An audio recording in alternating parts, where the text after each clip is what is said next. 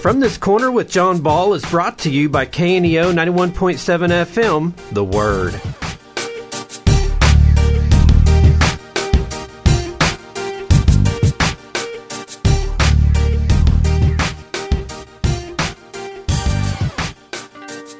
Come on in. I'm John Ball with KNEO Radio. We are sitting in a replica of a one-room schoolhouse, and we have Valerie Baldwin. She's going to be our teacher this morning. We came out to Carver because Carver is one of those little-known secrets to the surrounding area, but we have a lot of people come every year, don't we, Valerie? We do. We are 60,000 a year. We get about 60,000 a year. 60,000 a year. George Washington Carver was big in the Neosho area, the Diamond area, and he was quite a scientist. Also, he was a very spiritual man, wasn't he? Very much so. It's part of who George Washington Carver was. His love for nature, science, learning, all of that started here, as well as his very first prayer was said on these grounds as well. Well, we a lot of times identify George Washington Carver with the peanut, but there is so much more that he did, isn't there? Yeah, he not only did he work with the peanut, but also the sweet potato and the soybean. And it's one of the things, and he was an artist that not everybody realizes either. He's kind of a man who has skills of so many different kinds, because he also did needlework as well as he sang and played instruments. Oh, that's amazing. Tell us a little bit about the history. How did the monument actually get here?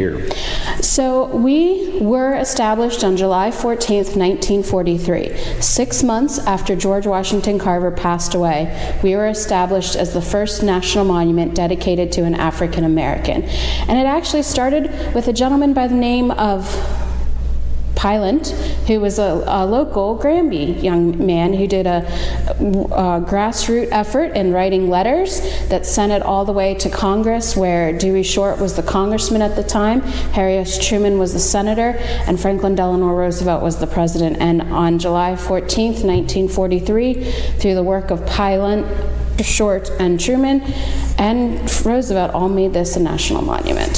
So we can actually say that politicians did something good for Southwest Missouri, can't we? You don't need to comment on that. That's okay. That's okay. We've got all kinds of things going on at George Washington Carver. We're going to have a junior Rangers camp, right? Yeah, the last week of July, July 25th through, I think it's 29th, we have a week-long Junior Ranger summer camp where we have boys and girls from the surrounding area coming in to kind of learn not only about Carver, but also what it means to be a Ranger. Oh, okay. And there's even some nighttime stuff that goes on, isn't there? Yes, except this year we have our very first nighttime program actually is going to be October 1st, because it's International Observe the Moon Night, and then and then there'll be 2 night skies programs. One will be in December and one will be in January. I can't remember the dates off the top of my head right now, but I will get them to you. Well, unfortunately, and I know because unfortunately we've tried to come out to a nighttime program 3 different times and had to be canceled because it was too cloudy. Yes. But it's what a great opportunity to be out here in the plains of Diamond, Missouri, and just look up in the sky and see all that God has done. Yeah, and it really is. And it's one of those wonderful experiences, because when the sky is clear, it is amazing. And actually, just recently, the James Webb telescope images, I don't know if anybody's had a chance to see them, have come back, and they're remarkable of what's out in our universe and stuff. How many acres are here? We have 240 acres, the original 240 acres of the Moses Carver farm. All of that is preserved today. And you're open 9 to 5, 7 days a week, right? Correct, except for Thanksgiving, Christmas, and New Year's. That's right. Well, tell us about the lab. So we have a replica of the science lab that George Washington Carver taught in, and it's actually on the same floor as well. And we do experiments that kind of help teach kids about Carver's scientific side through the peanut, the sweet potato. More so the peanut is what we work with in our lab.